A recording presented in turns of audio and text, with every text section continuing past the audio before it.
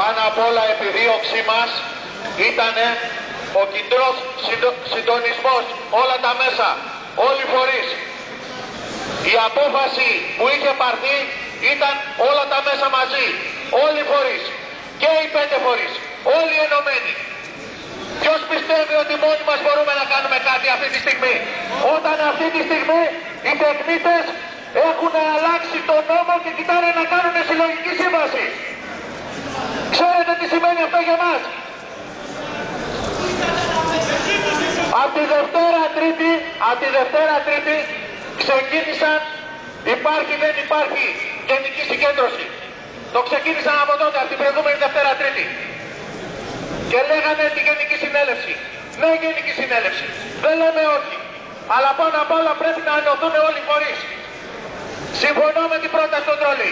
Συνεχίζουμε αγωνιστικές κινητοποίησεις. Αλλά αυτοί πρέπει να σκεφτούμε ότι έχουν κάποιες ιδιαιτερότητες και κάποιες ιδιομορφίες. Έχουν 3 βάρκες και είναι αντίθετοι στη μεσαία βάρκια.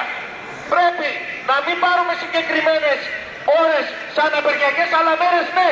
Να πούμε Τετάρτη Παρασκευή και στις 14 του μηνός γενική συνέλευση με στάση εργασίας.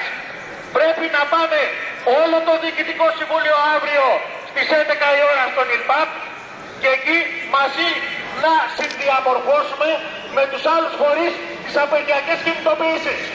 Κανένας από τους άλλους φορείς, εγώ σας διαβεβαιώ, δεν έχει ρίξει κάτω ασπίδα και να σηκωθεί να φύγει. Οι μοναδικοί που ρίξαν είναι γνωστοί.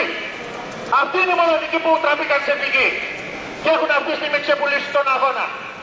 Αλλά σε καμία περίπτωση δεν θα πάμε στη λογική να μας ακολουθούν, δεν θα τους ακολουθούμε.